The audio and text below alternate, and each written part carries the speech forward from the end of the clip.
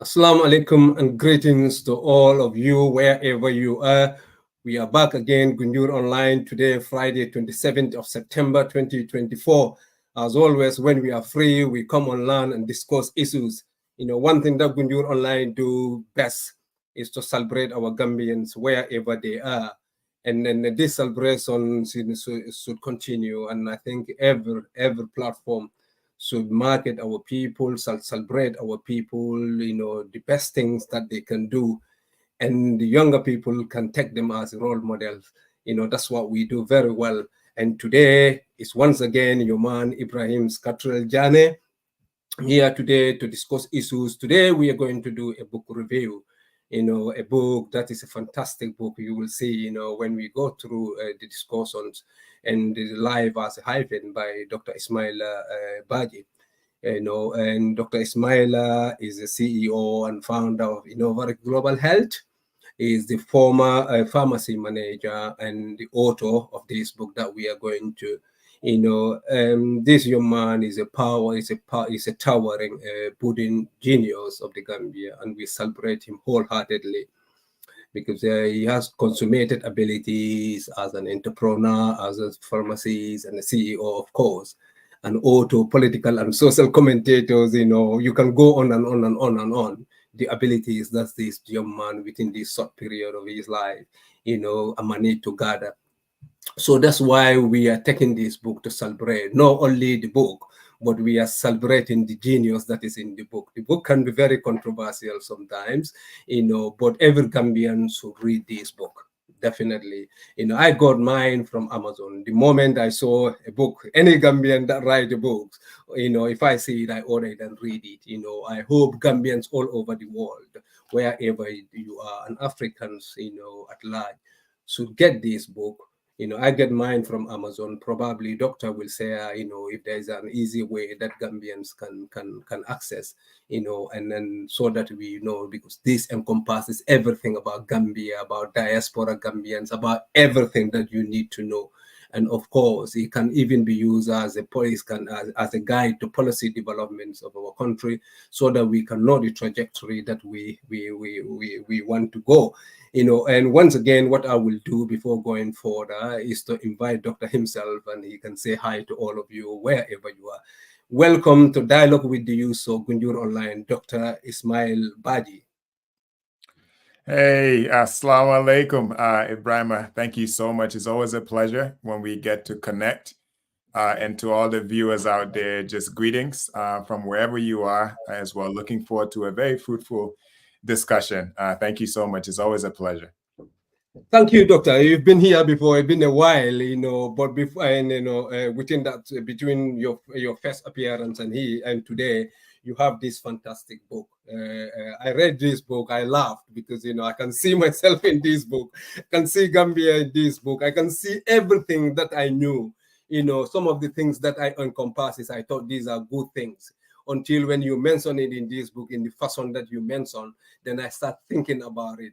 And having 4 girls also, that this book is just a Bible. I think we will read this book with my girls, and so that they can understand, they can appreciate where they are now and some of the issues that have been raised. Not many people are going to say some of the things that are in the book.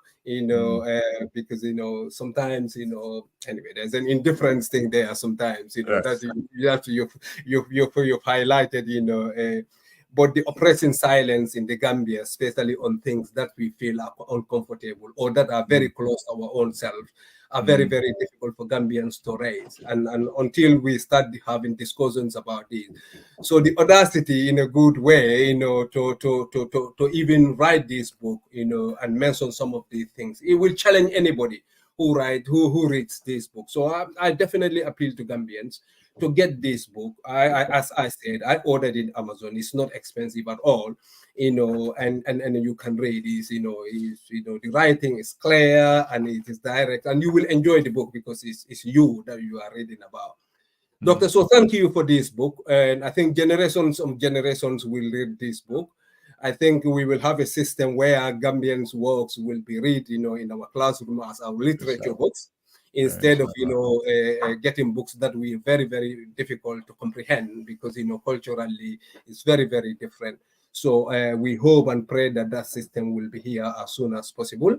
And then we can celebrate our people, and that will encourage our people to write even more, because a few people are writing here and there, but most of the time, we don't read, but we don't celebrate them also. So that's a problem. Doctor, saying that, I think in the book, a letter to your daughter, love inspired of, and you talk about the intricacies of dynamics of love and how you will shape her resistance or submission to privilege our society give you. I suggest that's a male child. The so-called social engineering, how boys approach love in such an social engineering, or an exceptional manner. What impact have these so-called social engineering, deliberate, or out of ignorance, has on a girl child, by extension, women, and the country at large? No, I think it's an excellent question. And the book, I would say it aged really well, because this year, the entire world, the entire Gambia, the rights, the agency of a girl child was put at a global stage that Gambia had to answer. But I think it just comes down to the art of storytelling, Ebrima. I think any person who has a child, having a child makes you aware of a different kind of responsibility. And part of that is, what version of history, her history, or the world is she going to consume? And who is going to be the author of that story? We did not grow up hearing our parents' true story to understand who we were. So the world around us shaped what we thought about ourselves. The world around us shaped what we thought about, our women in our society.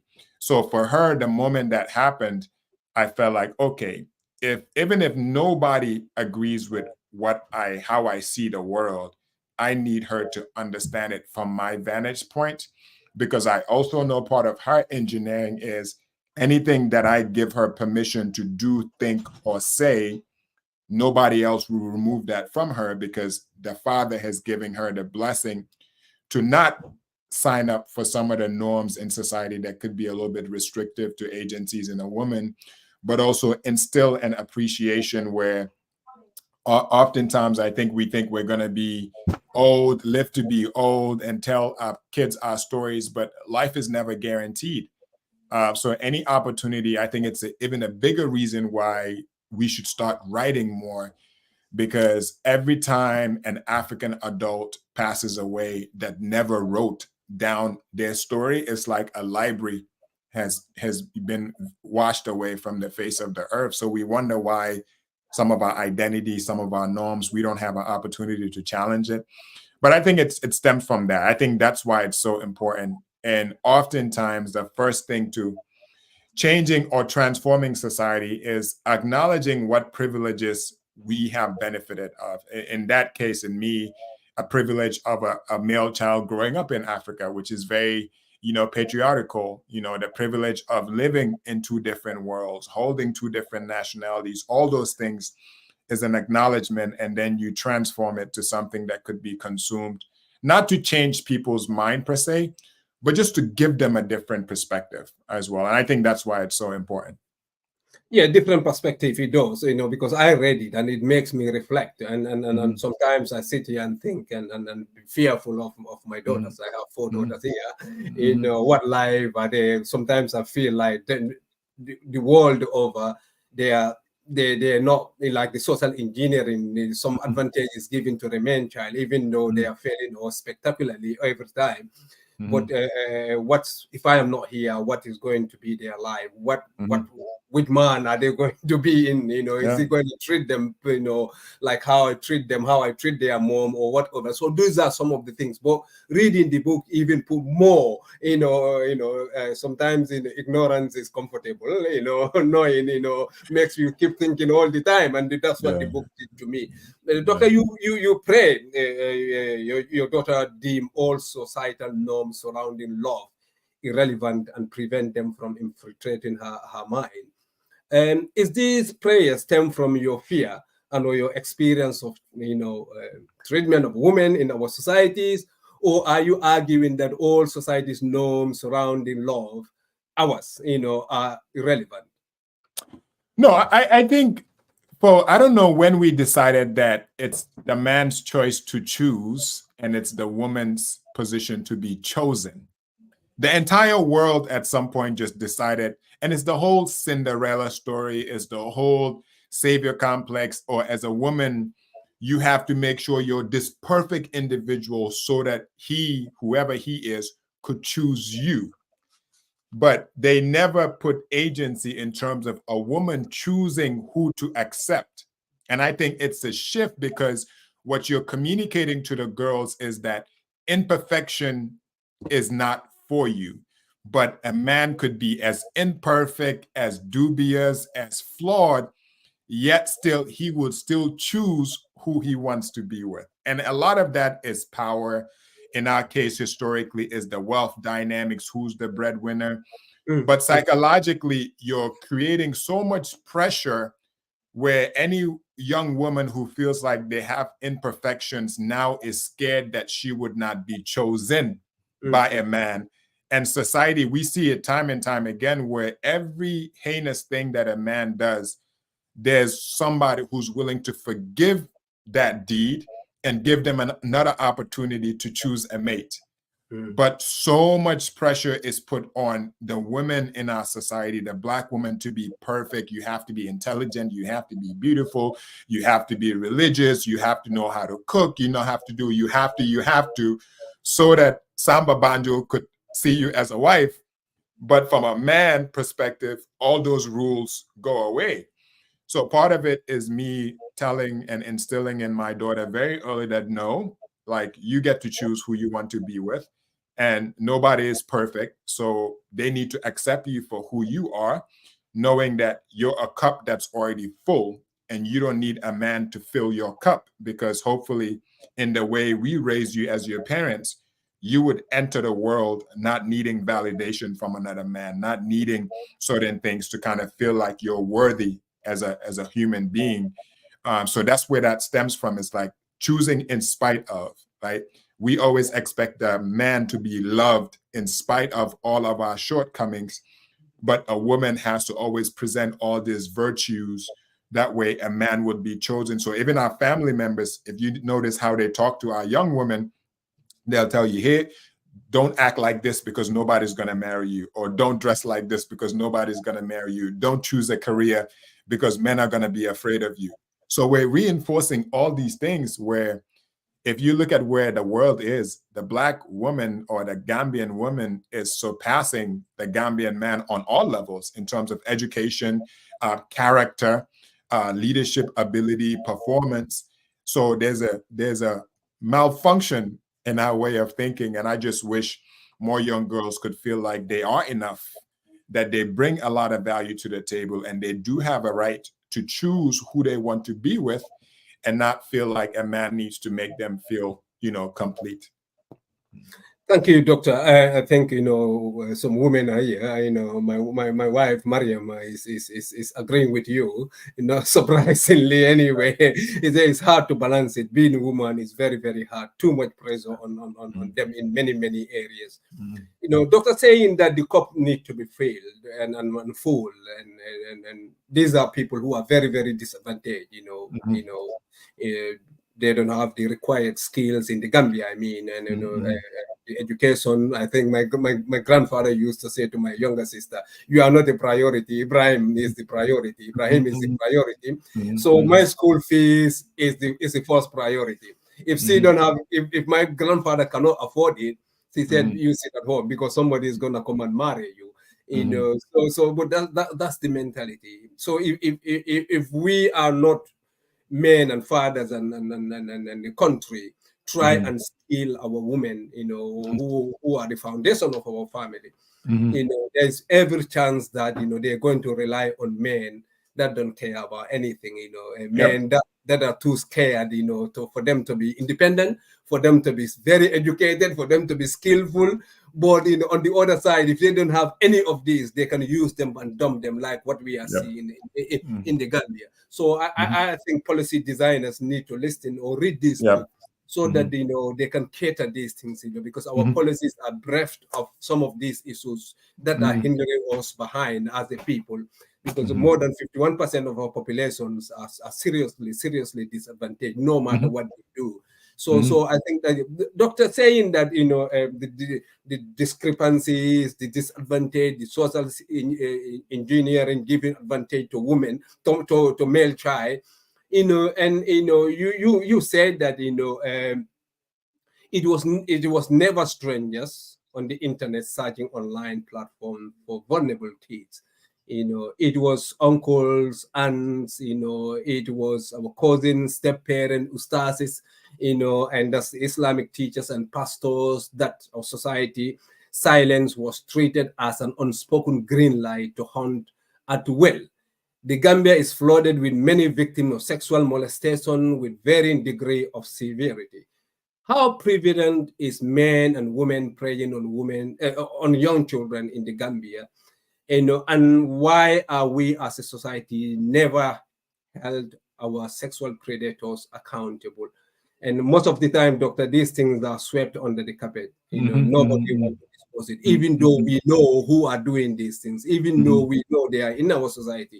To government level, prosecution is almost next to nothing. At homes, frustrated parents will just say, let's forget it. We don't want the next door neighbors to even know this is what is happening here. Yeah. How prevalent is this, doctor? And why are we unwilling, to help these people accountable? No, I think it's prevalent. I think every household in Gambia, there are survivors of sexual abuse whose voices have gone silent. And I say that as in probably predominantly women, but also even some young boys who have been victims of sexual molestation as well. But it also comes down to there's certain aspects of our society's design that I think had good intentions, but ended up being bad for society. And that's the whole notion of secrecy, handling things privately.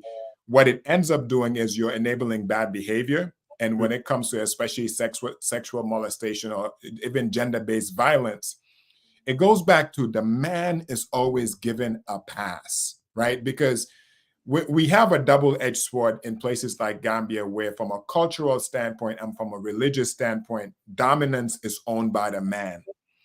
And if you realize our society is not built around love, our society is built around fear.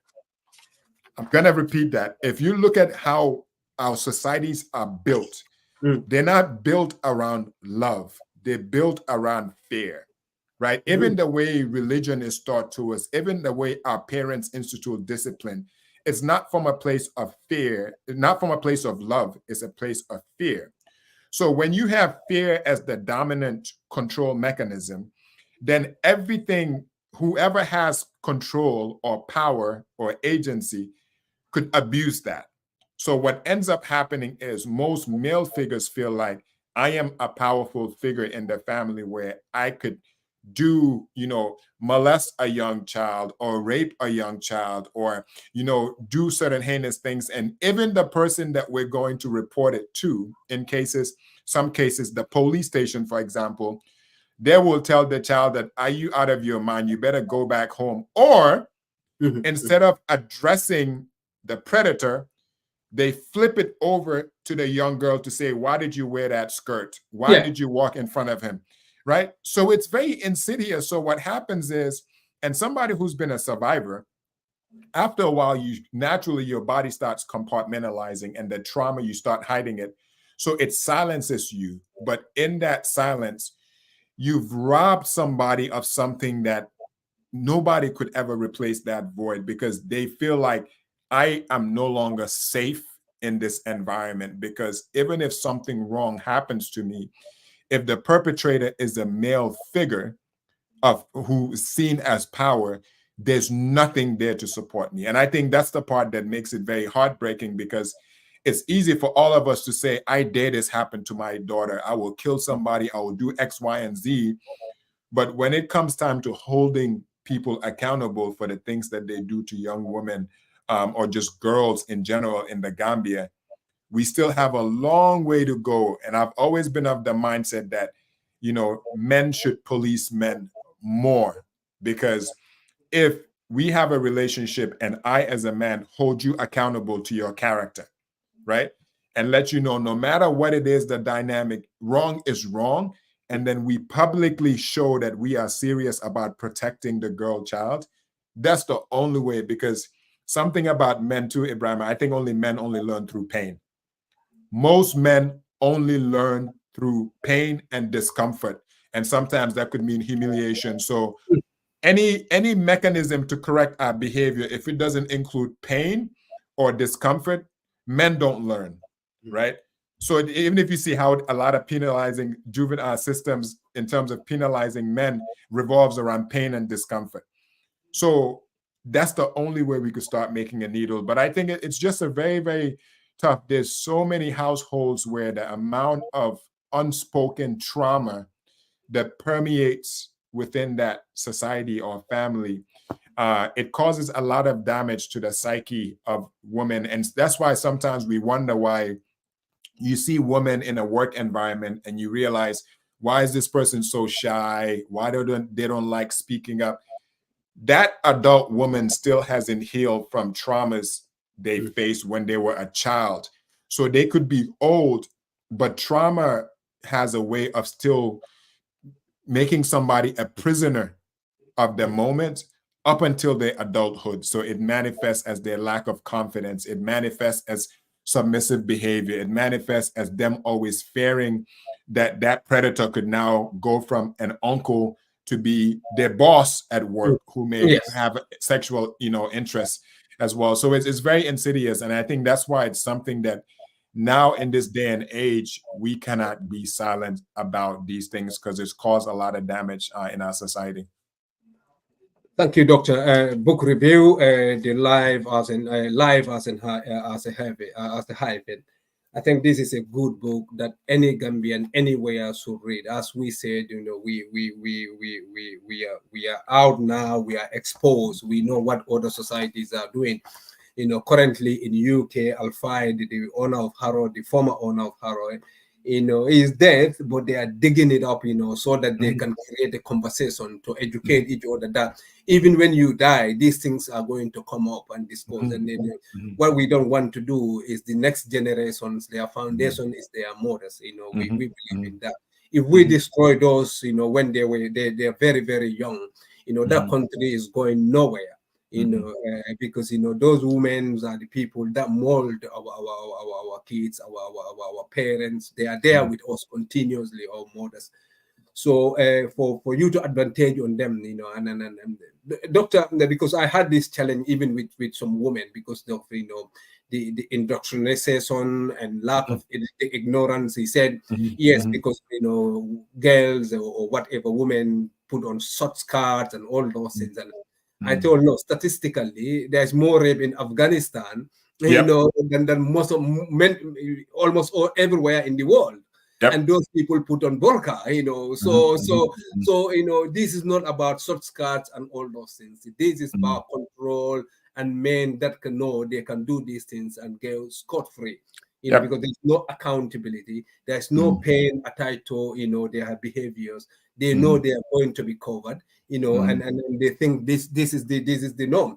And I was very happy. We're doing the book review, but I was happy, you write a long piece, for we so-called semesters going to Gambia, and you advise more, even though some of them think it's a direct attack, but these are some of the things that we need to discuss, because most of the people, or some of the people, what they do there is not in line, because we all have daughters now, we have sisters now. When you graduate to that level, you have to be careful, what this young woman goes through in the names of falsehood and all those things. So this book definitely must read for any Gambians. We need to start reading so that we can produce young people that are going Mm. to write stuff, their experiences, you know, and all those things. And we can have these books and learn them and know our culture more than, you know, what we read outside and all those things. Doctor, you talk about modern religions, you know, of Christianity, Islam, and Judaism, and how they were used to their livered indifference and endorsement of the mistreatment and religious brainwashing of black men during the period of slavery specifically. You know, scripture themselves were used to justify such dehumanizing act. We accepted new innovation of religion that we have struggled for centuries to find a representation of diversity and spirituality that was like us. You know, are you implying that, you know, as a cradle of spirituality, Africa was, and is in and civilization from the beginning of time, that Africans should have their own birthplace of religion, you know, like Christians, European Christianity, Islam, Arabian Peninsula, you know, and Buddhism and Hinduism, Asia and Africa. We are always learning. We are always imitating other people. You know, we never have anything that is ours. You know, so is that what you are putting across here, Doctor? Yeah, no, I think that comes back to the million questions all of us should ask when it comes to cultivating our relationship with God. I think God doesn't have a language, God doesn't have a home, God doesn't have a religion. God is our creator, our almighty, all things, all the glory always goes to him, right? Religion now includes man, right? And I want to start by saying anything that man has as a tool oftentimes is designed and manipulated to favor whoever it is that is using that tool.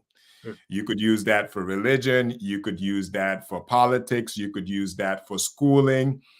Any device or tool that man uses to almost program human behavior would be manipulated to favor them, which is why most of the laws that are written by men will never, will always be favorable to a man, right? So I like to separate that. But the way religion was taught to us or spoon-fed to us, it made it seem as if the black man did not know God. And God has existed in every facet of our existence way before Islam came to be, way before Christianity came to be. So as a black person, I think all of us, our foundation of spirituality should begin with the notion and understanding that God has never been absent in Africa because mankind, humanity started in Africa, right? But also, why is it that it takes a 35-year-old version of me to see my blackness in Islam? Because also we know that the religion sometimes has struggled to propagate the black person as equal, where I think it does an injustice if you have two ways of teaching, let's say, an African child about Islam. One, you could start by scripture where God is telling you he made man from Adam, something that is black, as in a black man, and that Prophet Musa or Moses was a black man. If you start that from a child's psychology, they see blackness as something divine or something respectful. Or you could start the story of a black man in Islam as Bilal, who is a slave who had to be freed by an Arab man. One message, one religion, because I think Islam is pure. I think the Quran is the most pure doctrine that there is. But in terms of how you program a mind of a young person, you could start by telling him, little Ismaila, let me tell you about Prophet Moses, Prophet Musa, who had your skin complexion. Or let me tell you about Bilal, who was a slave who was freed by an Arab man. Same religion, but who the messenger is could now create a mindset of superiority and embracing our blackness as we have a right in this, relationship with God, or a mindset of inferiority, meaning I am less than because Bilal had to have a nice voice and be freed. That's how he became a noble and the most renowned Muslim. What if Bilal did not have a nice voice? And if you see modern day society as well too, even how Black people are viewed around the world, you have to be talented. You know, you have to be able to be an athlete or be able to be a prolific speaker, when our humanity as Black people should be enough to be close to God, because there's God in all of us, right? And no way in scripture does God separate color. He literally tells you that all men were created equal to worship him, and we are an extension of him. So on the surface level, somebody could read my writing and see it as an attack on religion, where I'm saying that we need to reprogram how we teach the Black person about God, but also we need to hold accountable people that told us they were godly and how they treated the Black man. Why was Christianity used during slavery? Why did the Arabs pray after Black women to this day for sexual slaves, but still claim to be the holiest people, right? So those conversations have to go hand in hand. So once again, going back to my responsibility to my daughter, I am starting teaching her about Islam from the fact that Moses, who was a prophet, was a Black man, where God in the Quran tells that he made man from clay, dark clay, not story of Bilal. So it's just a mindset shift, because if you see how we take religion, sometimes we have a lot of religious people who are ungodly or do ungodly things. But also we have people that even fall in love more with, let's say, Arab culture, to a point where we throw away our African traditions and culture, not knowing that it's separate between the two, right? So that's really the core of it, because I feel like as an adult, every adult should have the permission to change their mind when presented with new information. And which is why the same Quran that you read at 12 years old, you read it at 38 years old, your understanding of it that doesn't have to have a middleman involved is totally different. And that's really what I speak to. But I still think a lot of people who claim to be godly have not been held accountable to the treatment before and now of the Black person, because we know to this day, there's people who inherently believe that they are better than the Black man.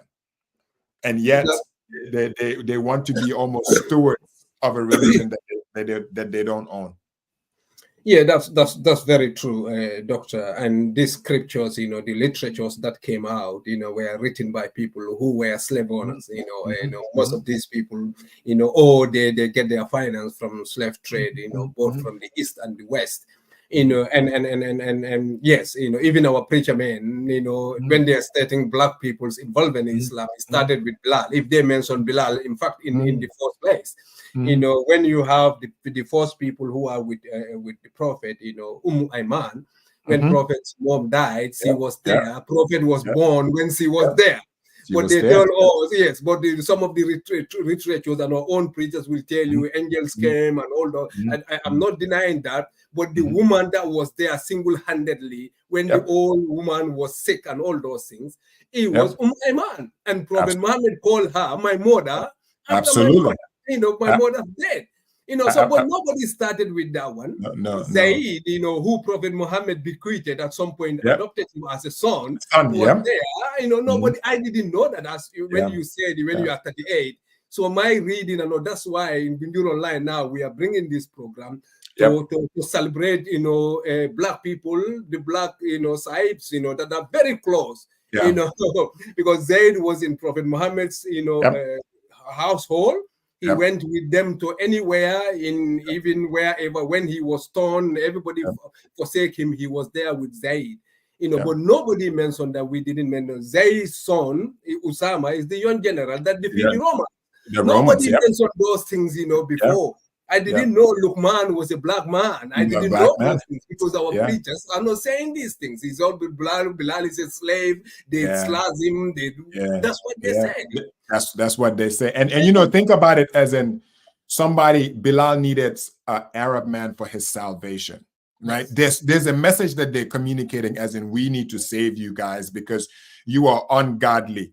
And I think part of it too, Ebrima, is we are now seeing a generation of young Muslim scholars like Mustafa Briggs, who is changing the narrative now, because not only are they students of the religion, but now they are communicating and telling the Black story. So anybody who hasn't followed Mustafa Briggs, Imam Briggs's work, he wrote one of his books was called Beyond Bilal, where I think even if you study the Senegambia region with, Sheikh Amadou Bamba, Serin Touba, the Tijans, Banyas, there's so much history that should give us a sense of pride that we are not really taught.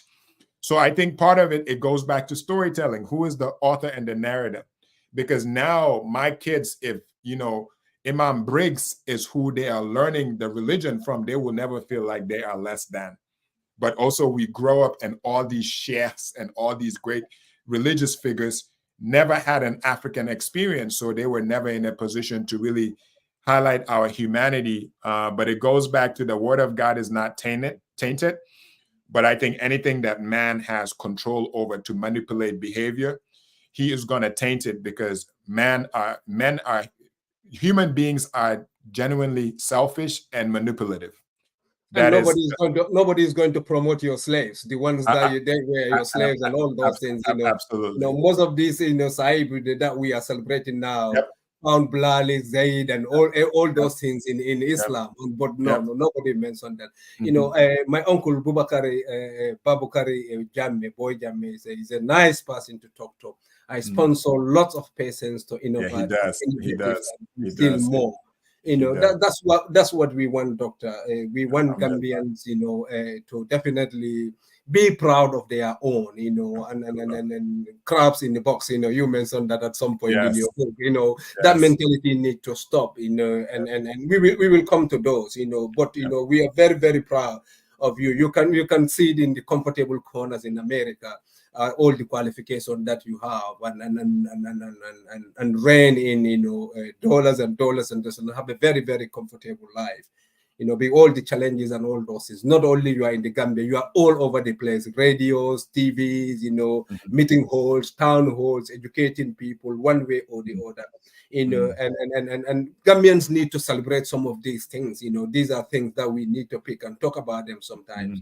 But hopefully we will mature and graduate to that level where we can see some of the goods that are happening there, especially an individual who sacrificed so much.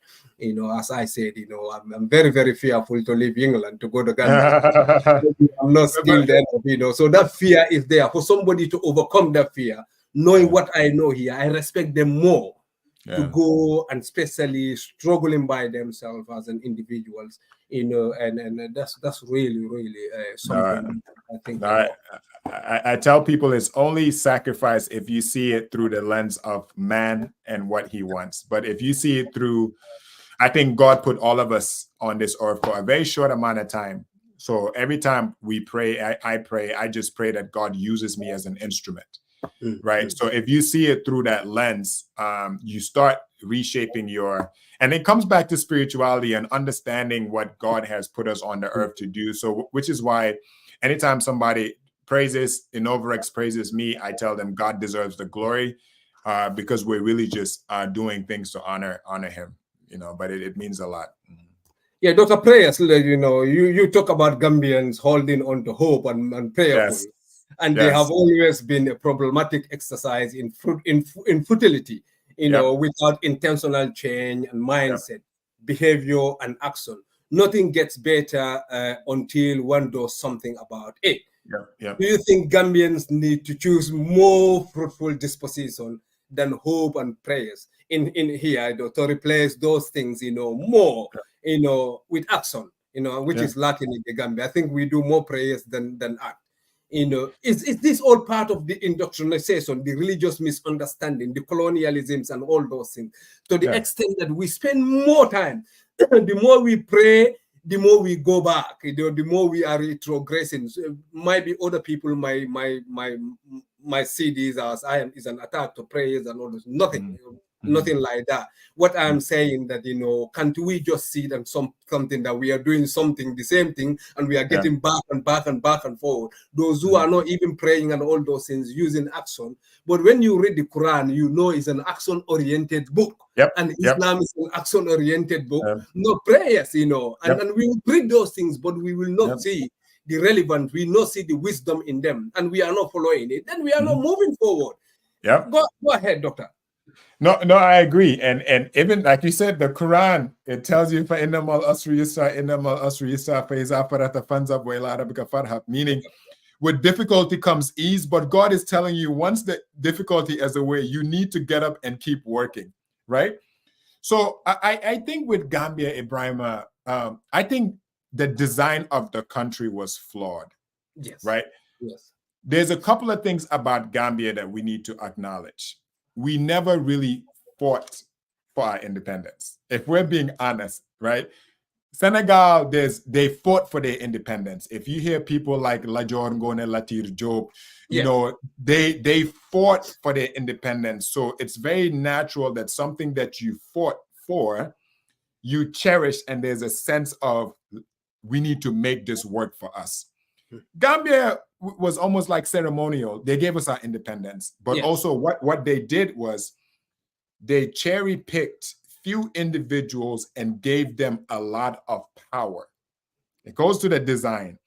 And they trained most of those people to serve the British colonial system, not really to build systems to serve us and save us.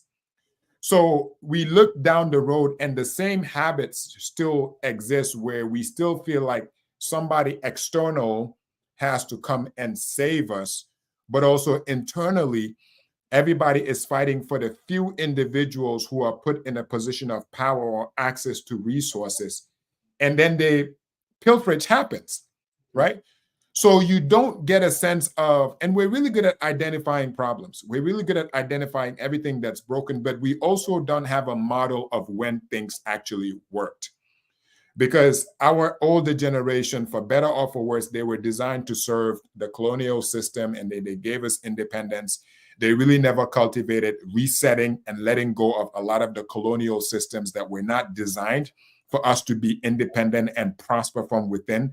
They were designed to always seek permission to a certain extent in terms of our school systems, our governance structure. Some of our laws are still so outdated, but yet still we don't have the courage to say, this doesn't work. Let's redo it differently. And it's more of a people mindset thing, right? So we keep hoping, we keep praying, but we look up and countries that may not even be labeled as religious. Most people will label Gambia as we're a religious nation. We're not a Muslim nation, but we are a religious nation. And, thank God for that, because I think there's a level of kindness, a level of social safety, but also to a certain extent, it's not serving us well. And we're building this generation of a lot of young people who are looking up and wondering, why has this been broken for so long? And we're still hoping. So I'm not a fan of hoping. I think God loves everybody equal. Even if you do not pray 5 times a day, you don't believe in God, he loves you because he created you. And he doesn't love Gambia more than he loves Senegal, Guinea-Bissau, Singapore, all these places where the only difference is the people have stopped hoping and they've stopped working, right? They've started putting nation first versus self first. Even if you look at Rwanda, we're always quick to say Rwanda is moving, is advancing. It's not a leadership thing. The issue with Rwanda is not Paul Kagame. The issue with Rwanda is the people hit rock bottom where they realize that ethnicity doesn't serve them well. Waiting for somebody to save them doesn't serve them well. They looked each other in the eyes and realized that we need to change. And then the leader became a reflection of the people, because the leaders will always be a reflection of the people. So it's easy to say that Paul Kagame is this great leader, but it's easy because the mindset of his people who hit rock bottom and lost almost half their population now are starting to build together, right? So you don't see most Rwandans talk about hope. They talk about action, implementing things that work, holding people accountable, The individuals not letting you do little things like litter the streets because they're looking at you like, Ebrima, you don't respect our country. Why would you put that banana peel on the ground when you could hold it until you see a trash can and put it in there, right? And they've also done something that I think is very important, Ebrima, is they've separated development from politics. And one of the biggest problems in Gambia is we put them together and it's not the same thing, right? People like us are passionate about development, as in how do we solve our nation's problems? That's why even entrepreneurship, if you really look at it, is you're criticizing something by creating something else. The difference between entrepreneurship and politicking is politicking, you're criticizing something, but you're not creating an alternative.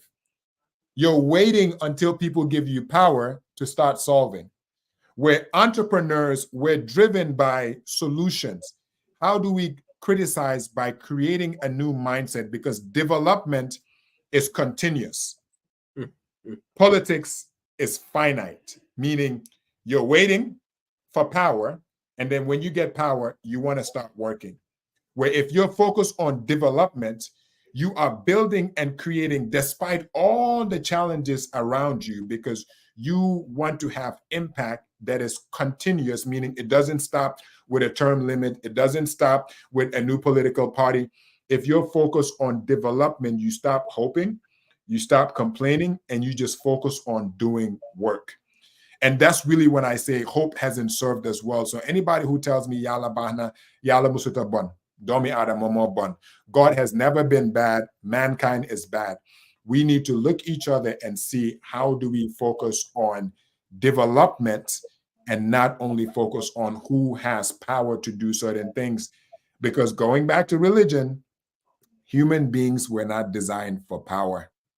Only God was designed and able to handle power without corrupting, his soul. Any human being, the more power you have, the more susceptible you are to your soul being corrupted. So if anything, we should fear power, or if you're put in a position of influence, you see it as a big responsibility, because you need to share that as much as possible. That way it doesn't stay from within. So that's really the message that I talk about in terms of that mindset shift, as in let's stop hoping. The indifference, our people need to change, and let's not wait because nobody's coming to save us.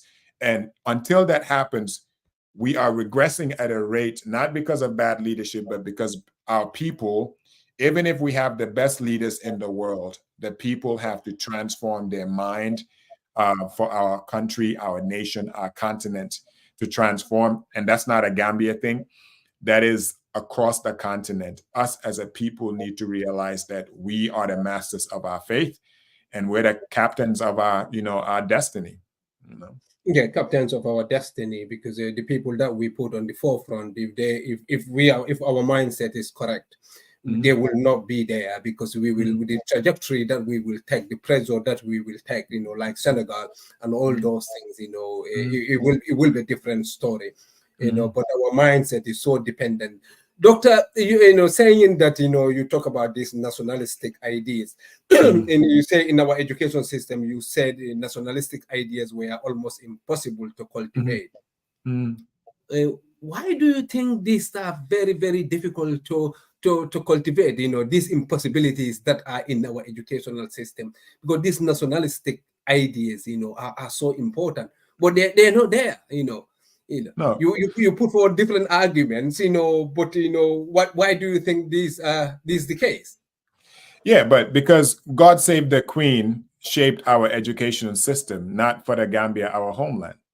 It goes to like what you tell a young child. The reason why America is what it is, America starts with their fight for independence. Yes. Right? Our educational system was designed during the colonial days to create civil servants, people that could serve the system that was designed by our colonial masters, right? Which is why even growing up, we'll celebrate Commonwealth as a child in Gambia, but we don't even know our Senegambian history, right? So there's a flaw in the design, but also Gambia doesn't have a story where us as a human collective fought for something that is ours. Because if you start by teaching a person about a country who our ancestors died for, our ancestors bled for, it does something in you where you fight for it a little bit harder, which is why the mindset of a Senegalese stems from we fought the French for this and our ancestors bled for this, right? So if you do not have that inculcated in the school system, we are indifferent to the Gambia as an entity. We become very individualistic because once again, you are trying to position yourself to be the chosen few who rise through the ranks, get to university, get a good job. Your concern is never the welfare of the masses, because even your family members teach you at a very early age, that's not your responsibility. Yeah. Even when they say techie in Wolof, think about that from a mindset standpoint. That is, you as an individual attain a level of success where you could take care of yours. Yes. That is how psychologically we are trained. Not you as an individual get enough success where you change your community. That's not how we're trained. No. So unless you grow up in a household where certain parents will instill nationalistic values in you, but that means you have to have intentional parenting, or being raised in a household where maybe one of your parents was viewed as a radical. And think about it from a mindset standpoint, where people that fight for us, fight for Africans, they're labeled as a radical. Yeah. Right? Yeah. So even growing up, if you hear Pan-Africanism, a lot of Gambian households were not raised with a spirit of Pan-Africanism. No. Right? No. So most people that even see me now and they don't understand where this comes from, anybody who knows my father wouldn't be surprised of the child that I am today, because he raised us as a Pan-Africanist, right? I understood the history in our family, where from day one, I was like, no, Gambia first and our community first. And then, so it's a shift. It's still missing in our curriculum, but our school system was designed around the colonial structure. So we don't love nation, and which is why it's easy to steal from something you don't love. It's easy to rob from something you don't love. But before colonialism, when it was a community, when our mothers were the matriarchs in the society, we did not have thieves. No. We did not have prisons, right?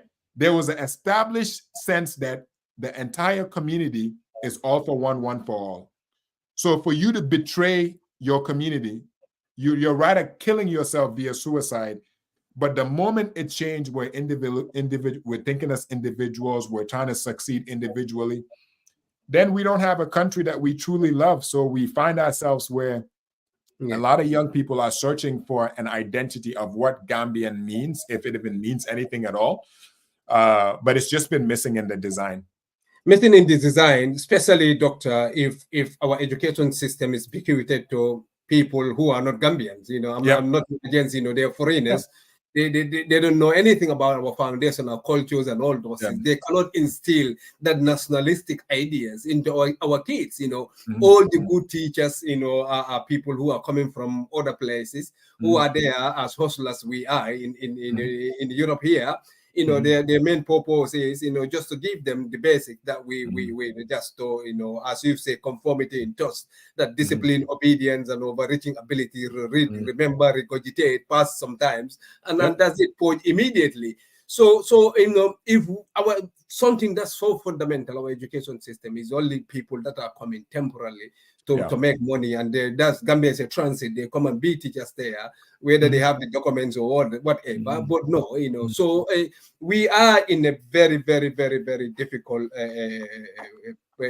conundrum here. But the country of indifference, you talk about indifference of Gambian to high performance, to high standards, to consistency, to productivity, indifferent to accountability, to high moral characters, transformational ideas, indifferent to corruption, just indifference. What's in your opinion is responsible for this indifference indifference in everything, indifference in littering, indifference in healthcare system. People die, we just take them, indifference in what they eat, indifference, as you say, indifference, doctor. Can you please give us a synopsis of what you mean here as in the book, this area? I think Gambia, in a very tragic way, it's so much harder to do the right thing because most people don't care passionately about the right thing being done, right? We still penalize good ideas. We still have a sense of inferiority, and it's tragic because most Gambians will tell you, I'd rather go somewhere else and be whatever I could be than in our country because it feels like we don't care. But also, it's very easy. It goes back to love of nation to destroy what is ours and welcome something that is not ours and give it so much access, so much privilege, right?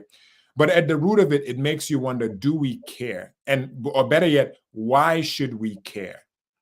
Most people don't sit down and ask, why should I care that the healthcare sector is ran by Gambians?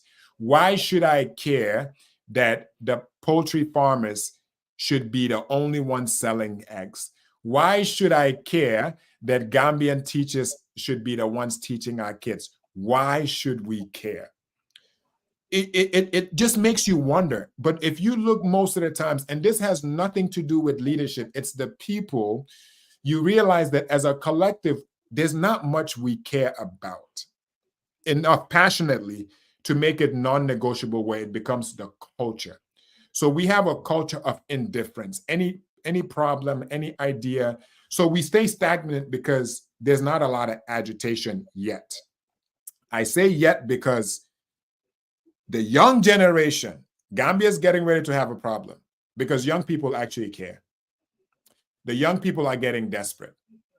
The young people, some of them are finding a way out because there's not a way out inside of Gambia, right? But the culture of indifference, as in, if you have a good idea, right? If I was Senegalese, for example, or a lot of people that are actually trying in Gambia were of different nationality, the red carpet would be not only rolled out for them, but we will be celebrated as these are the people that we need. So anytime Gambians give you a compliment that, Ebrima, you love nation, that should be actually taken as an insult because that means you're so rare that you love and care for nation that it's worthy of celebrating you. If the culture of professionals was people that love nation was a baseline prerequisite, you'll never celebrate people who love nation because it's an expectation that you love nation, right? If you have an idea, and most Gambians wonder, why do good ideas have the hardest time in Gambia? It's because for whatever reason, us as a people feel like it goes back to individual. I'd rather see something that is foreign come and succeed because I benefit in the process versus something that is from within succeed even though I would not benefit as an individual in the process. It's a mindset thing, right? So it's like, just indifference. Who cares about how, educated you are? Who cares about how competent you are? Who cares about the impact that you have? But the people really haven't showed an idea where certain countries from day one, they'll tell you, listen, this is us first. Whatever you're talking about, how is it going to benefit us? If not, we don't want to talk about it, right? So it's a mindset thing. But if you realize how a lot of things have been broken for a very long time, it's because at the end of the day, most Gambians, as long as their personal ecosystem is not impacted, right? It's the same thing as if you own solar and a generator in the Gambia. You really don't care about NOEC not working, right? If you have backup internet, you may have one of the service providers, but you could always have access to the internet. You really don't care that as a country in 2024, we cannot have fast internet where we could compete globally, right? So everybody's worried about improving your individual situation, but in terms of our collective struggle or our collective stagnation, there's an indifference to it. Most people they're more preoccupied with a lot of things that really don't matter than actually caring about the welfare. And I think this is where we're failing a lot of young people. So even when I speak, my audience is always the young Gambian, because that's who I have a responsibility to. I think as an adult, not that I've given up on Gambian adults, but there's not a lot of changes that could happen in our generation. I consider our generation as a reclamation generation. We're not going to see the fruits of our labor in our lifetime. We cannot save Gambia in our lifetime.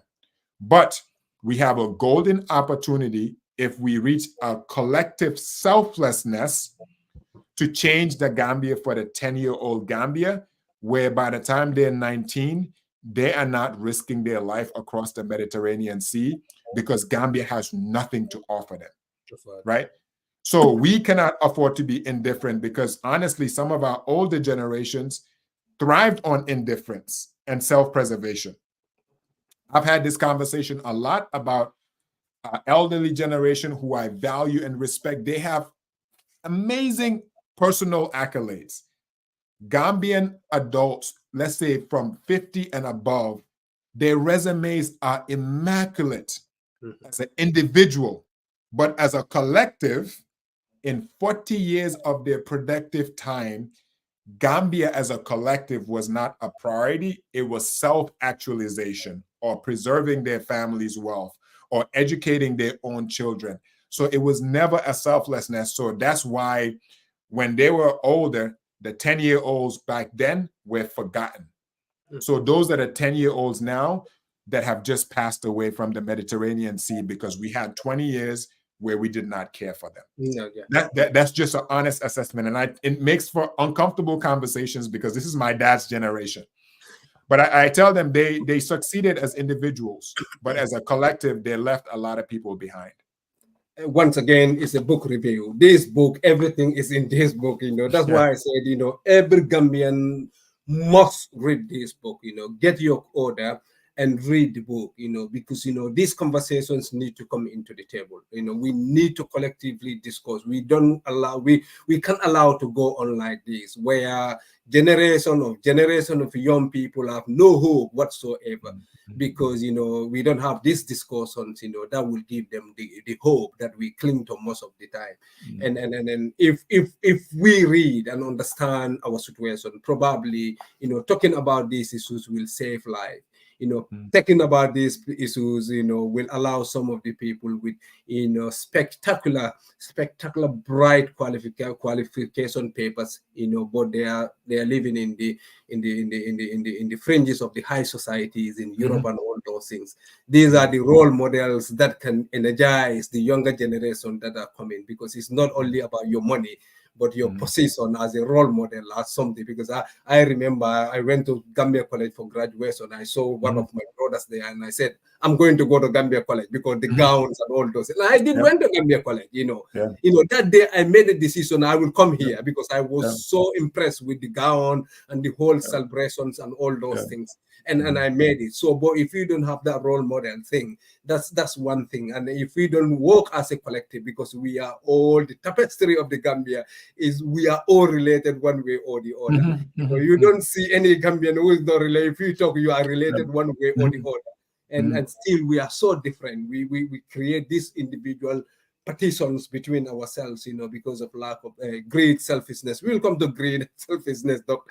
But you talk about. I want this to be the last question, but since you mentioned the older generation, you talk about your dinner table. You said your dad in his retirement, he still believes, his elk harbored the best idea of what the nation need, even in this computer generation, IT technology. But he's still there. They have all the best ideas for the Gambia. Don't you think this is some of our problem as a nation? And is this also not spelled out, our failures as a budding generation, as a young generation, to the extent that now we are saying, that's time, after Yaya and Barrow, we are talking about Jawara's time. And even though we can so much, during Jawara time, but still, we cannot know where to hide, and we say Jawara time. does this spell our failure as a nation? Maybe not a failure, but an opportunity. And we can't even say Jawara's time because we still have actors from Jawara's time who are still in this time. Yes. Right? So there's that divide. I think the entire continent of Africa, young people, I'm going to say this, getting into positions of leadership, it's not a rewarding position, it's a burden. Most people fail to realize that people in power are suffering more because there's a responsibility and a burden. Unless you've led institutions, you've led ministries, let alone leading country, is one of the biggest sacrifices people need to make, which is why when we question even why our, and I'm going to separate political and leadership, it's two different things. I tell people constantly the same way politics and development is two different things. Development is infinite. There's no start and end. It's continuous. It's building. Politics is finite, right?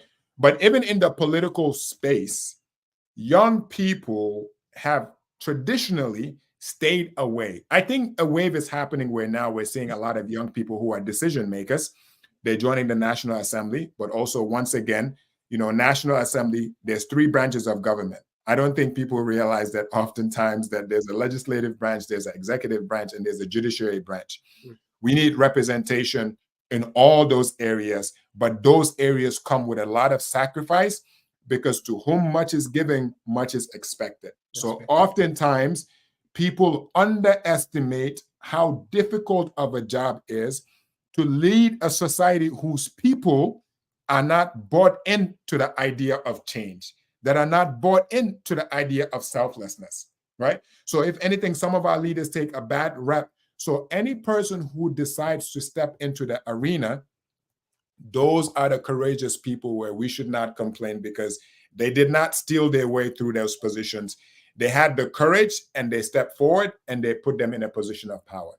So if people's aspirations are that field, we should not sit down. Everybody is free to go and pursue that route, knowing that there's a burden and it comes with a spotlight where you cannot hide.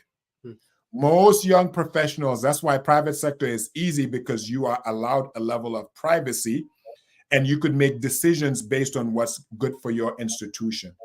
The moment you step into public leadership, be it political, be it executive, be it the legislature, it comes with a level of scrutiny that I don't think a lot of people are prepared for, right? So even for young people that are rushing to want power, I always caution them, you should not have an affinity to power.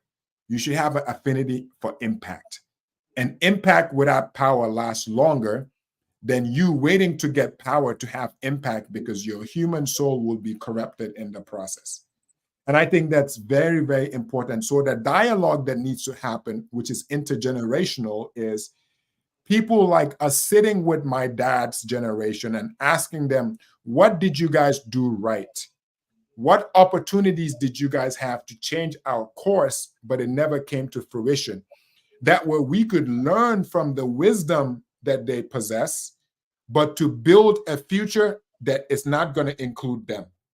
Because my biggest challenge is you cannot build a 2055 Africa or Gambia using 1965 ideas. It's impossible. It is because impossible. In 1965, the colonial mechanism was dictating every aspect of our life. The 2025 generation, 2055 generation is individuals who now have access to the entire world and are now deciding what future we want for us and our children. So the happy medium is in between, and which is why I always tell people, don't cast a stone because you haven't walked a mile in somebody's shoe, but also as a society, people that are committed to development, we should not push them into politics. Ebrima, I'm going to mention that because I think it's very important that young people, if you are passionate about development, economic, human, socioeconomic development, you should avoid people pushing you into the political arena because it's a different ball game. And it's an injustice to a young person who is aligned with development to be pushed into leadership, because whenever there's a vacuum of leadership or role models, we think every single person needs power to have impact. There's people like us that are very intentional, as in social economic development, human development is our agenda. Mm-hmm. Don't try to make us something else that we don't want right now. Let's focus on development. That way, irrespective of what our leadership structure is, we become a partner in development. And I always urge people, don't seek power, seek purpose. Don't seek power, seek purpose. If you commit to purpose, whatever God has in store for you will come to fruition. But the arch of development always lasts longer, because irrespective of what the Gambia agenda is, if Gambia's betterment is your agenda, you care less about what's happening around you. You care about how could I improve the life of a 75-year-old grandmother and the life of a 10-year-old Gambia, 10-year-old Gambian. So it's very, very important in this day and age where, especially over the next couple of years, young people need to be very mindful to not be distracted. We should focus on how do we develop our country and not how we could seek power, because we're also seeing cases where young Gambians and Africans are getting power and they are abusing the power. They're stealing more money. They are more corrupt than the people that we say are corrupt. Yeah. So we need people with good character to be in position to have impact in our society, and the community support them in their impact and their development. And I think that's very important. That is very important, Doctor. Purpose before power, and I think this is why we want young people to start reading and start engaging in such platforms, and we can have this dialogue because we can change the trajectory of the Gambia. People like us, probably the changes that we want will not come in our lifetime. But what we want to be killed is to have the younger people that are not going to go through Libya, Lampedusa, and all those things to come and be at the fringes of high societies. We know what we are doing in Europe. Most of the people, and these are very energetic. These are clever, intelligent people. Some of the best students that I know in Muslim high school, they were top notch, and I see them here doing some of the jobs. No denigration, but I cry. Knowing the ability, when we have it right, what those people can, the impact they can have in our country, and the role model role that they can be, to nurture younger generations, that they can come and have their skills and education and go back. But one way ticket, and they are here, sleeping or dancing, the exuberance of the high societies, which is sad. And they say, Kadi said, lawyer boy, is that why you run away? Mombalo said, what was the change? So yes, about Doctor, you mentioned something here that's touching my heart, Melsa heart. You said we are a nation that will frustrate our brightest, to abscond with bitterness in their hearts. We are a nation that stifles opportunities for our women, our youth, wasn't aware their most formidable years. What do you think is responsible for this deliberate frustration? Because I think it's deliberate of our brightest to abscond. No, it's funny because the book that was actually written, I think, 3 years ago, right? And it's as if I knew what was going to happen to me in 2024 was going to happen, where I was going to come in a crossroads where I could have been the person who left and never looked back. Because if there was ever a time where I was going to give up on Gambia and leave with bitterness in my heart, it would have been 2024. Anybody who knows the year that I had, that Innovarex had, because it makes you question, why do you keep loving something that doesn't love you, but also you're only human, so you start realizing how much you're losing.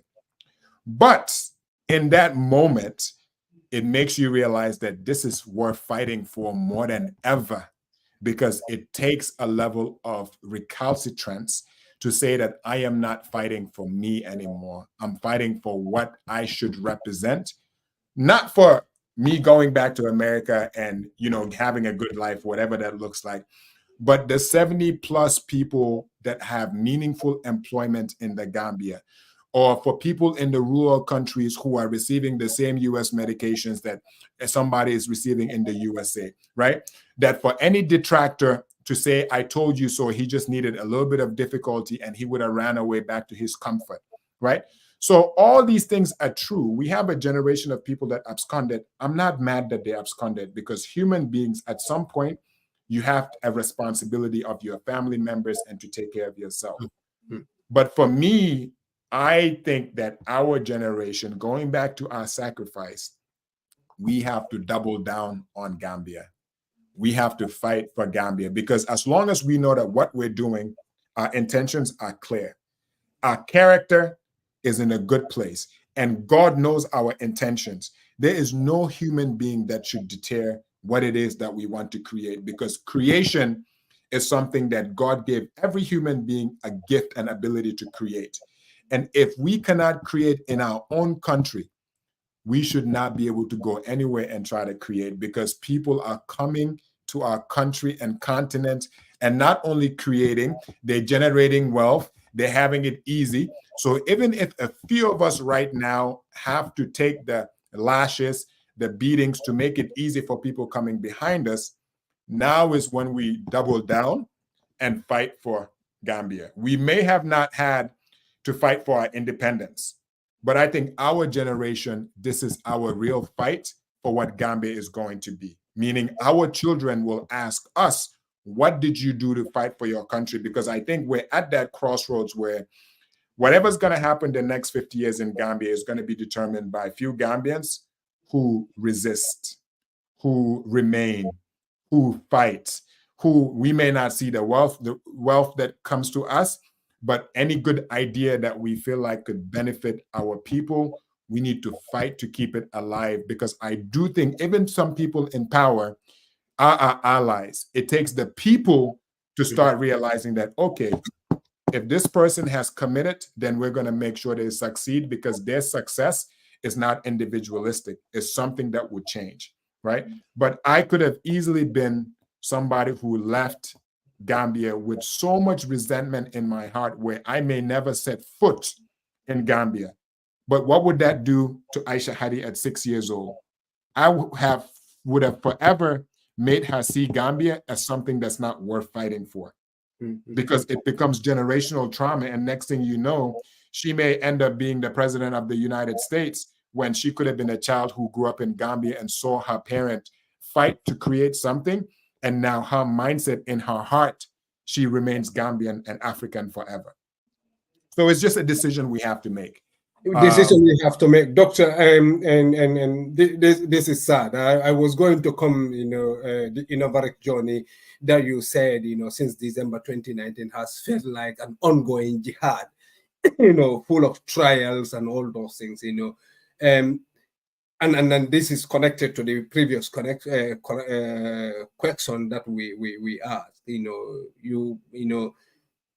Is it that the system or individuals or entities are bent on frustrating people like you, as another of our brightest, or abscond, to abscond with business back to America or wherever they comes, and people do celebrate them? They said, Nina can be frustrated. Like, we are going to frustrate them, because that's what people want, and most of the people cannot stand it. At some point, they give up, as you said, went back in bitterness, But Gambia loses all the time. Gambian loses all the time. Those who were doing it today, yesterday, they're nowhere to be seen. Today, the new players have come into the arena. But one thing that they do very well, they frustrate people, and I'm not going to blame anybody, because it's difficult. I went to the Gambia and I spent a couple of years there. I came back, and some people say, we know you're not going to stay, you're going to come back. But that pains me, because it just aggravated my pain and my failure. And my intention wasn't to come back, but that's what some people say, we know this, you're going to come back at some point.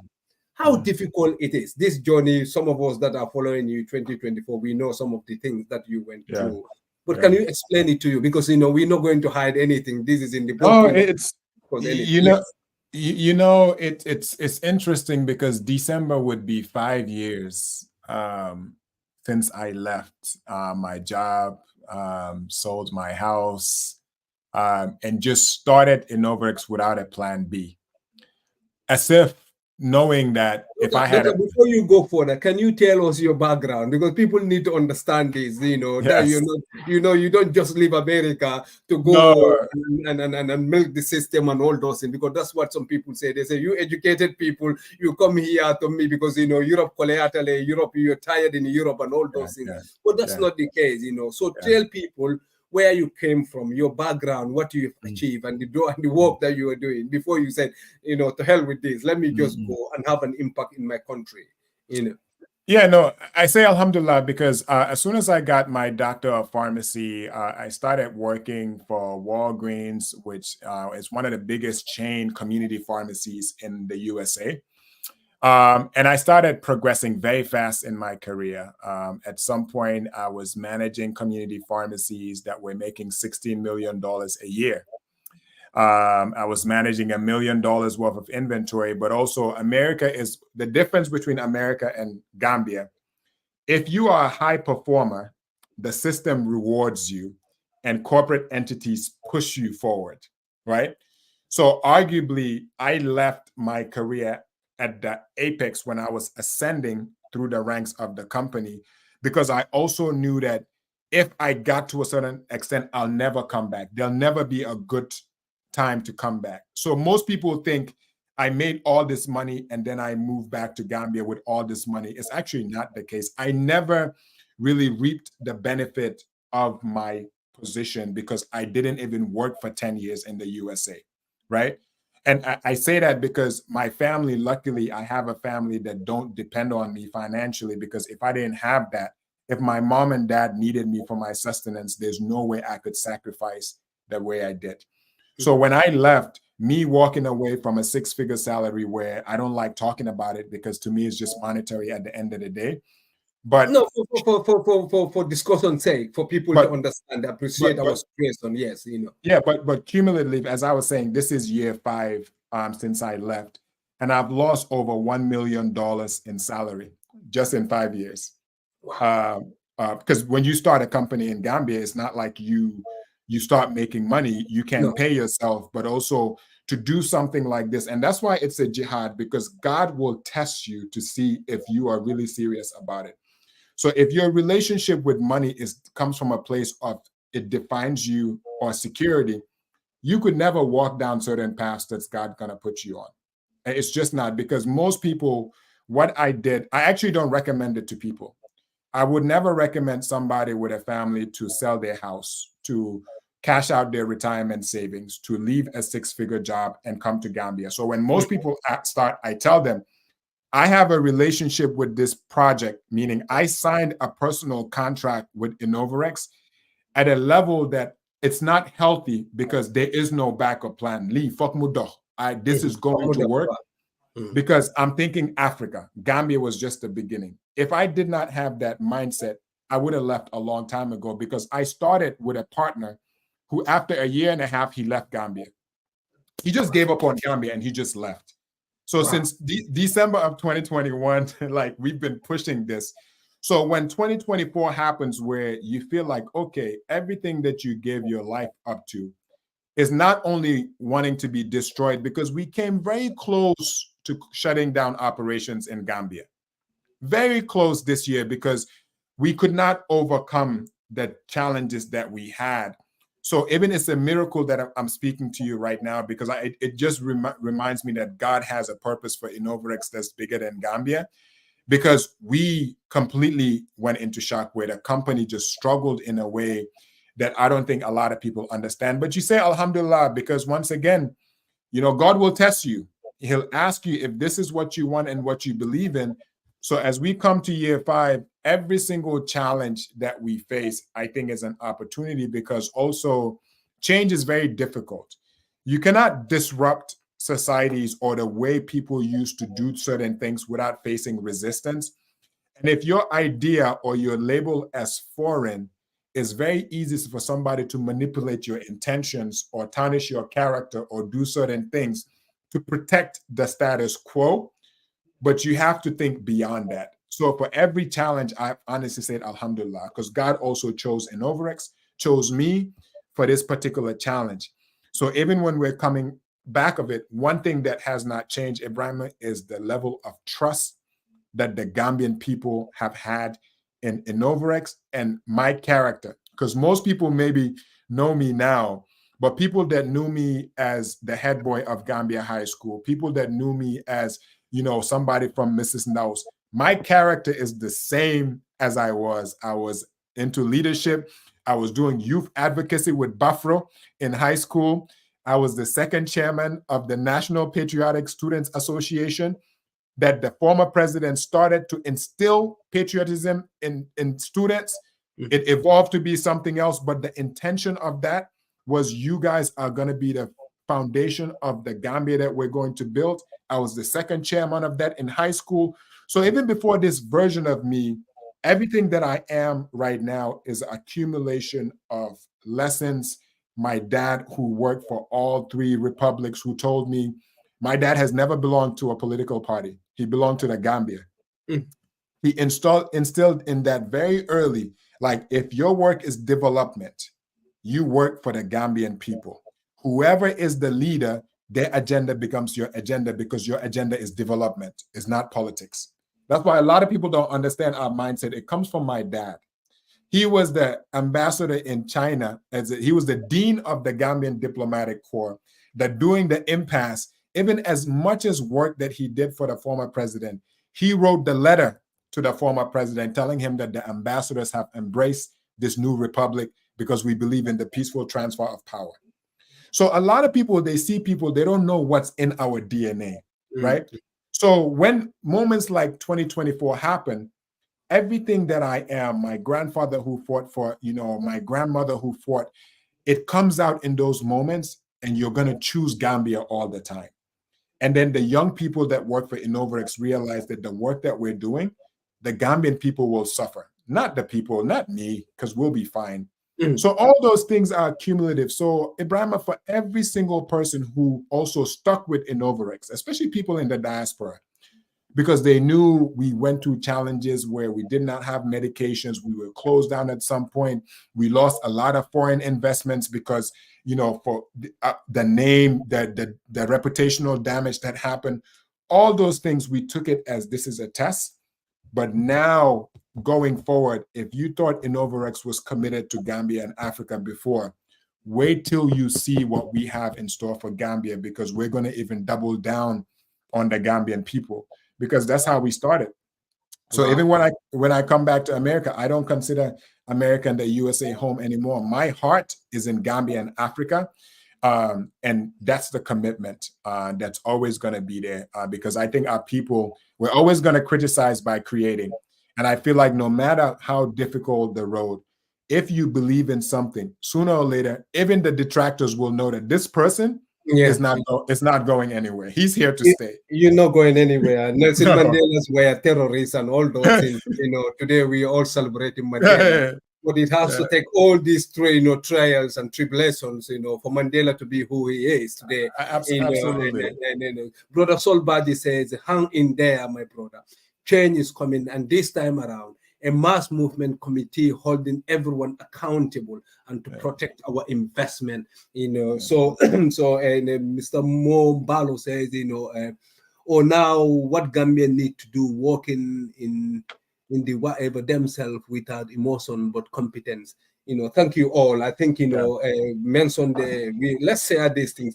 Doctor, you said, you know, and I like this, and because I want some Gambians to imitate some of this courage, you know, that I am not against people who cannot take this pressure, because it's not an easy wall to break. This bullock, you know, is so formidable. You have to have certain things in place, you know, and the commitment that you are saying, you know, to surpass some of these things. But if Gambia will change, these are some of the things that we need to do to change it, to go through these things. You know, America, as you said, there was a war. They have to liberate themselves.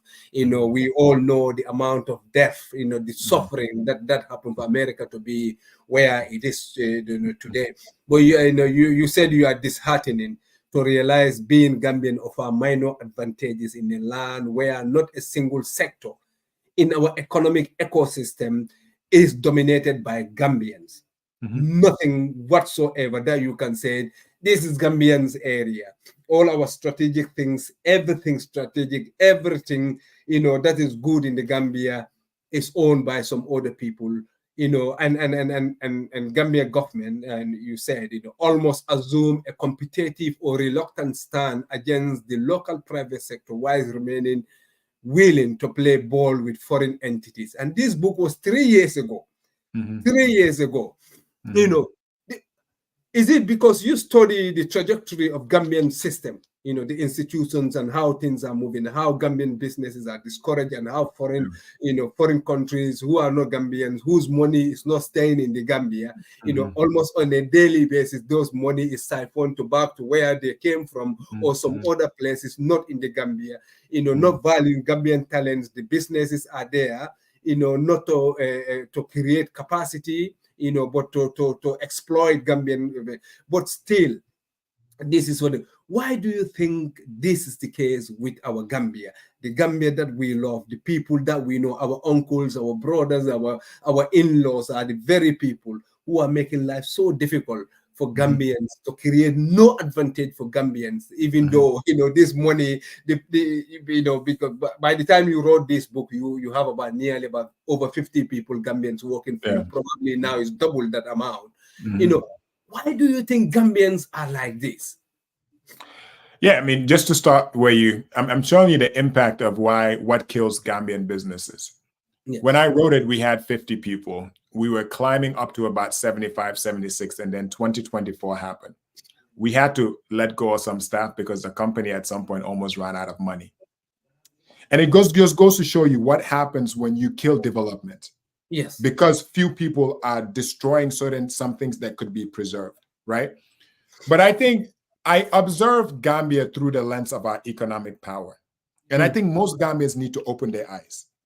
Because just because we're sending money back home, if we're in the diaspora or we're spending, standard of living is high because whoever's dictating the standard of living doesn't really care about the average Gambian's experience, to be honest. There's a level of empathy and conscious capitalism that happens when nationals control certain economic sectors.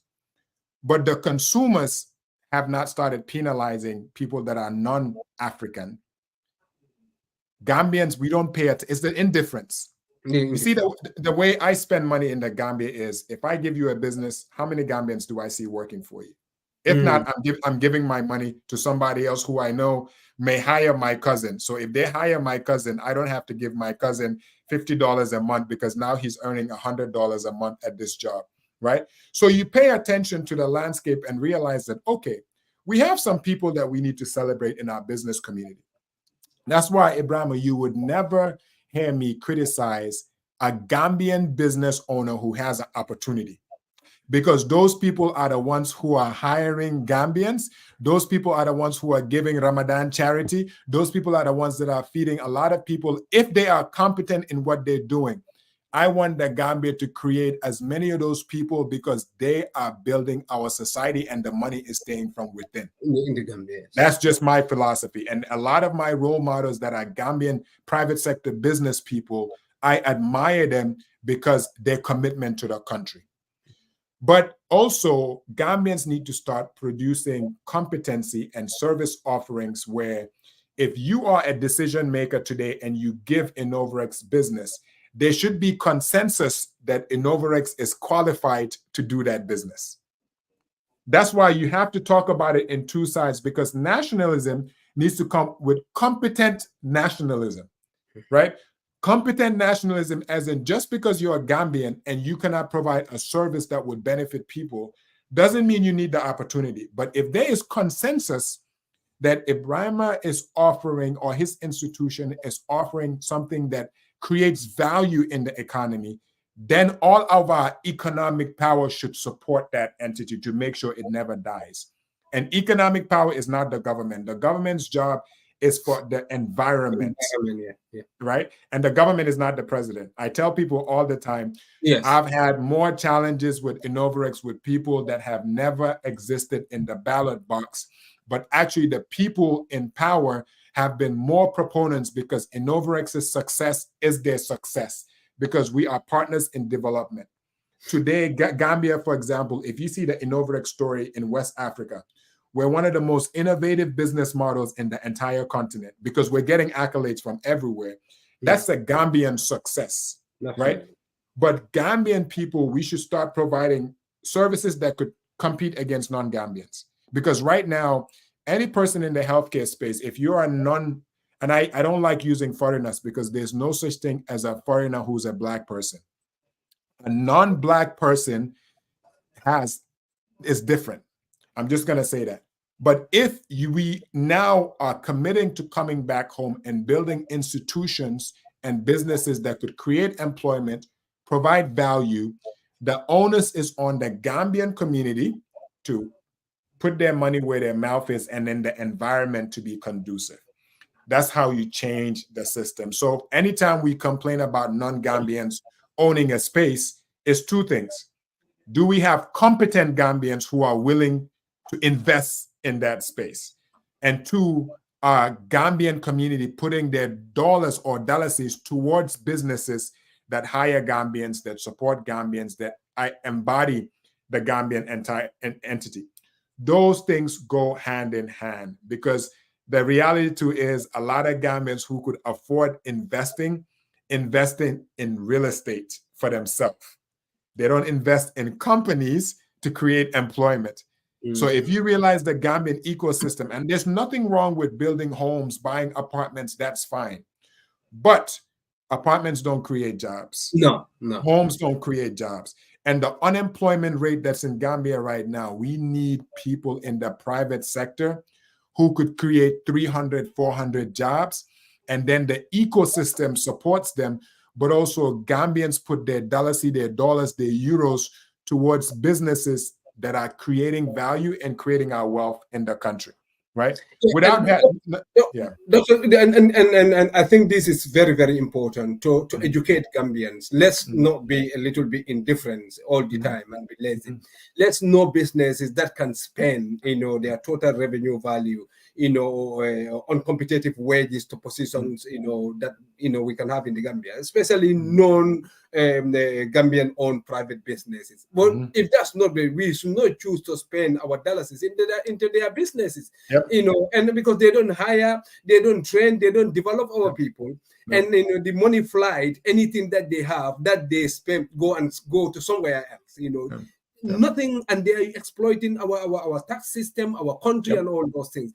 People who are in diaspora need to know such these businesses, if they are not doing these things, contributing to the unemployed, because if there is unemployment, it's my brothers, my sisters, my cousins, my nephews who are unemployed. And their problems is going to be compounded on me because I am here. I have to cater for them. We cannot leave them. Absolutely. So let's hear if businesses do something they're not contributing, people don't go to them, they don't patronize them, So Gambians need to scan around and know, the businesses like the Innovarex and all those things that can go up to the rural area and spend. And sometimes, such businesses, if anybody stands on their way, we should come out and demonstrate so that they can have a foundation that we need in the Gambia.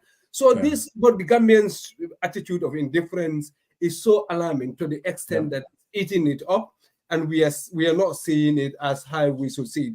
Doctor, you are an employer over when you were writing this about nearly 50 to 70 now, I think. This afford you insight into the psychology of the Gambian workers that our society has created, or model, if you want. Can you please share your experience with Gambia? Because I went back to Gambia and I was working for Quantum. And at the beginning when I went, I have these, the register book that everybody signed and all those things, So and the time people will come to work and the carefree attitude, and it is so alarming. And any of those small people in that industry, Quantum, then QIT, have some connection to somebody to the extent that nothing happens to them, even if they put 12 o'clock.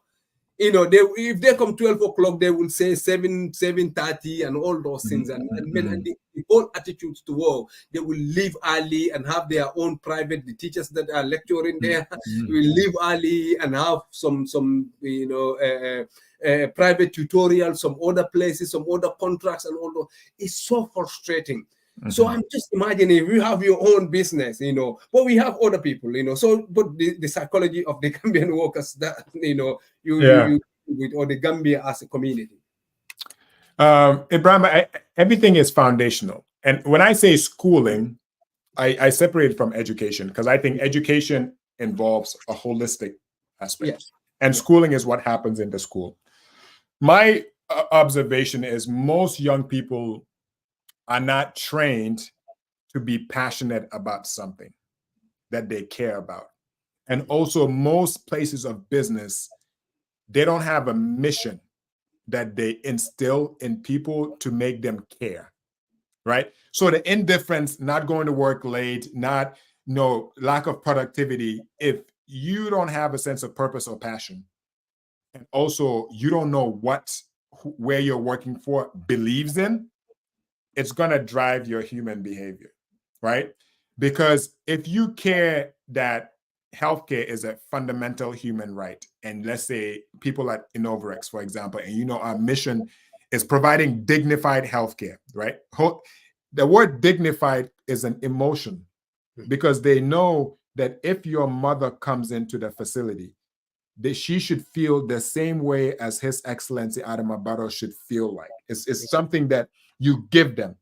So instead of teaching them, and that's where leadership happens, where we also need to cultivate the minds of young people where the school system has failed them, but their education begins in the workforce, right? So for every 10 that you go through, 7 may not get it. But there's 3 where it will click and they realize that I need to care about what I am doing. But also, if you are paying them a living wage, meaning they don't feel like if you fired me and you're only paying me $3,000, that's not even 50 euros. Ebrima could send me 50 euros every month. Why should I care about this job? Right?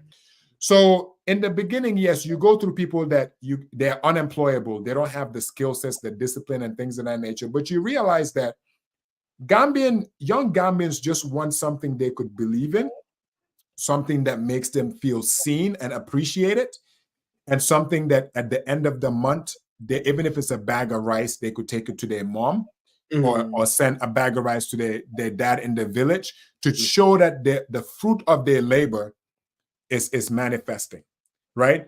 So it's all these components, meaning us as an employer, I need to make sure the place is psychologically safe for these young people, meaning if you're a young girl, there's not a predatory behavior by your male supervision, right? Feel like there's financial security, meaning I'm not paying you $2,000 a month and expect you to be this amazing worker. But if you're a single Gambian and you're taking home, let's say $15,000, if all young Gambians were taking home 300 euros, which is not a lot of money a month, right? Less Gambians would be going back way. Yes. More performance will go up because they'll be mission driven, but it's a step closer to self-actualization because every young Gambian wants to have a place where they feel like they could thrive, they could grow. So that's really the landscape of it. It's, yes, we need attitudinal change. That you cultivate it. When they come in, whatever they're missing from their home or their school, it's the employer's responsibility to invest in human development, which is why if you're a non-Black person or a non-African, you would not care.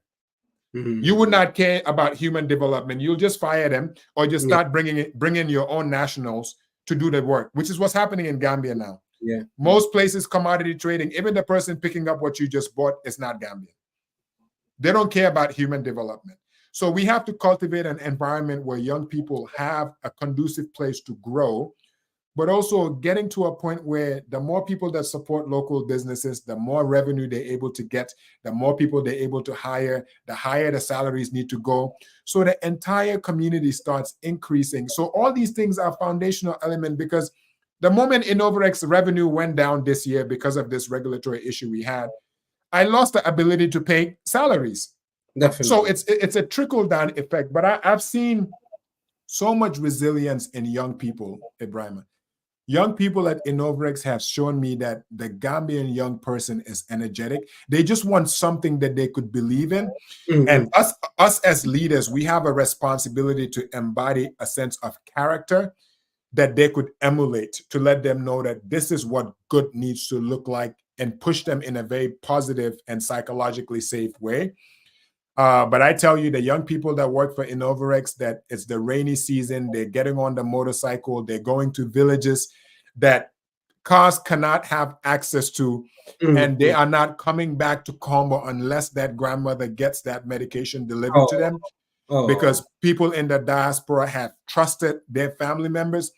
Those people care more about the mission and are able to impact it more than I can, right? So there's a shift in narrative. So at the end of the month, I am making sure that, one, they are pride in their family. They're going home with something that gives them a sense of respect in society. So all those things are extremely important. But yes, we still need to work harder, because people in the coast, they have a greater sense of desperation. Because you go to places like Ghana, Nigeria, even Senegal, if you don't work, you don't eat.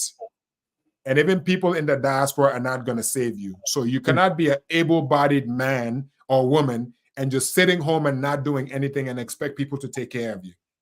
So that mindset as well, too, we have to make sure we don't let young people think that we just have all the money, because most people in the diaspora are struggling financially anyways. We just don't talk about it.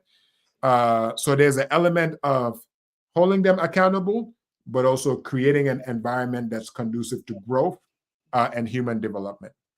Doctor, what you are doing is fantastic. You are creating an environment where our young people will be trained, will be helped, because we have to help each other, lift with each other from where people fall down and all those things, and there are businesses that don't care about that. They can just lay off. They're not paying our people. They're not taking care of them. Even with or without you, these young people can have transformative skills, that they can go with to the rest of for the rest of their life.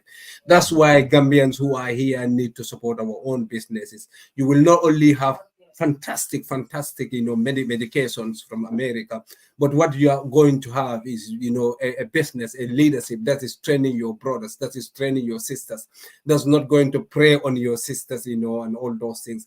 That's going to create a capacity building environment so that these young people can be proud of themselves. Once they are proud of themselves, they can transfer that thing to their brothers, but they will not also venture into the backway syndrome, to die. So that's why we need to support this business, and we need to buy this book. This book need to be having, and we read with our families. Let's create an environment where reading will be the order of the day. Dr. Mr. Sunshine Love says, passion aligned with professionalism. Passion is what drives the mission's progress. But Doctor, finally, we've been here for a long time. I'm enjoying this, and there's a lot that we want to discuss in this book. So finally, we see you exercising almost on a daily basis, and sometimes deliberately put these online. And you seems to enjoy it all the time, and probably that's why the well-chiseled feature that you have, nobody you do have. Is it your intention to share the Gambians, to share with Gambians that continuous exercise is good for them, for their health, for their well-being, and everything, and many illnesses, especially knowing that the health system is kind of in a life support, a faulty machine, if you want.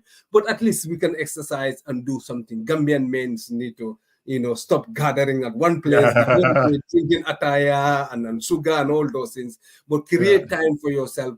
Doctor, I would see people here in the office, their break time, they will go and exercise. They will go and run. The office that I work, I just get amazed. These people will come so early, exercise. Their break time, instead of having their break, they will put their clothes on and go and jog and go and come back again, refresh themselves and go back to office again, and all those things. How important exercise is, and especially for places like Gambia. Yeah, no, I think, first of all, he only gave us one. God gave us one body. from beginning to end. And it's up to us. He's not going to send us a replacement body. That's one. But Ebrima, let me paint a picture. Most people know that I inherited hypertension because it runs in our family. I've been a high blood pressure patient since I was 28 years old. And physically, if you saw me at 28, I could have played professional sports. I really do believe that. So I've always been athletic. But for a man who has hypertension at 28, on average, men in our family die around 55 and 56 years old from diabetes, hypertension. I am 38 years old. I have a son, Amadou Lajor, who's 3 months old. If I do not prioritize a body that is already hypertensive, that has a work environment as an entrepreneurship, the amount of stress and honestly depression sometimes and all the weight that comes with what I do, if I don't take care of it, I'm not going to live to see my son get married. I'm not going to live to have a say in who my daughter marries. So when people think I am crazy about fitness and about my health, I see it through the lens of my children. Our generation, we're having kids older than our parents' generations.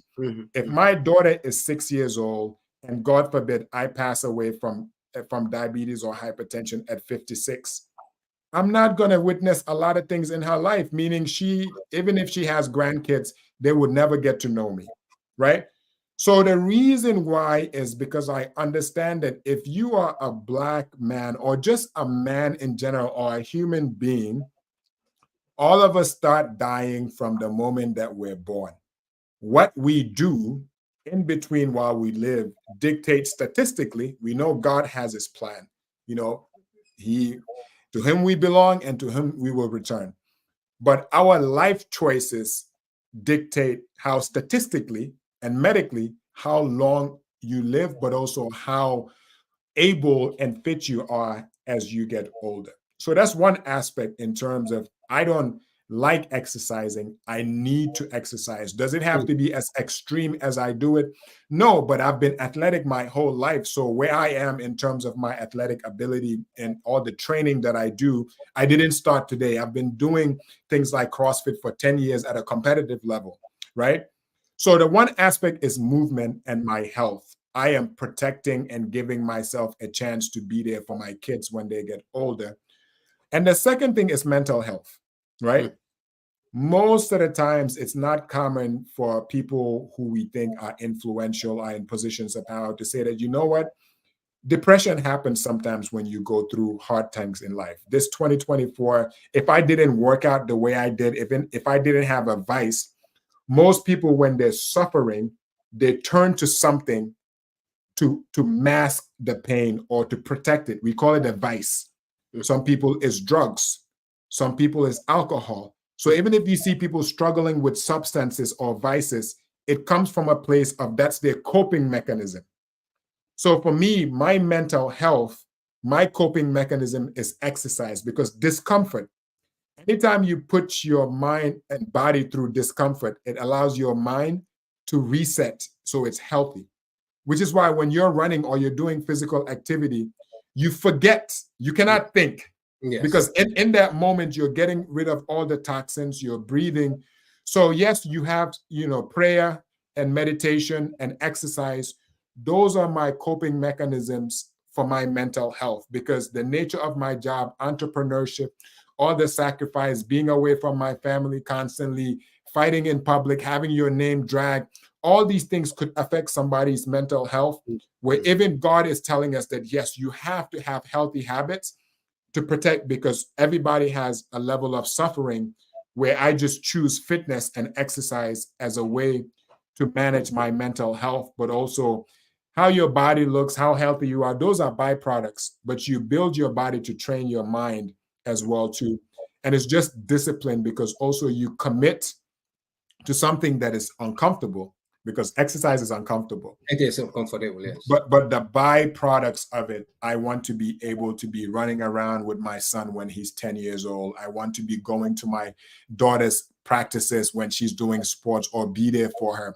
So I'm investing in the one vessel that God gave me, And the same way my mom's family gave me height, they also gave me hypertension. So, so it's a it's a balancing act. So when people say I'm like God, mashallah, but it comes with broken pipes because yes, yeah, but at least you're aware of it and you're doing something to mitigate it, to control it.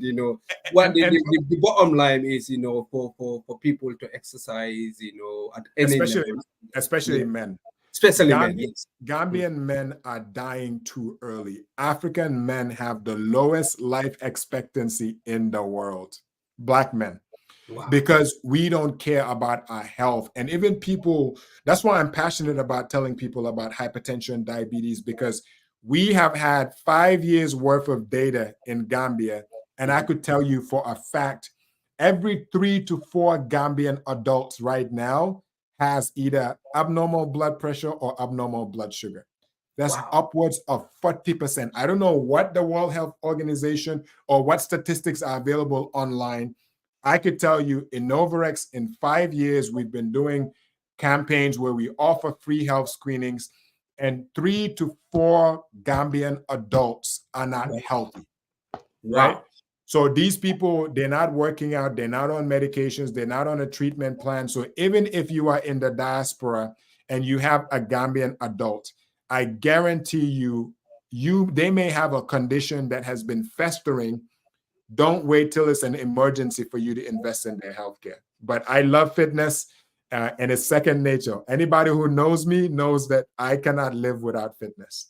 Which is very, very good. As you said, we die very early, our 50s, 55, and before 60s. About nearly 4% of Gambians are above 70. I think in the last statistics I checked. So that's too early. But Gambians, even in the West, are really, really unwilling to exercise. I don't know how they see exercise and to change their diet, even though if they are in their 50s, their 60s and all those things, they insist on doing what they're doing in 20 years when they were 20, when they are 15, and think that for somehow God is going to give them long life and all those things. The prayers and hope came also, comes also in the thing. Even in the health, people think no, they need to pray. God will give them long life and all those things. It will never happen.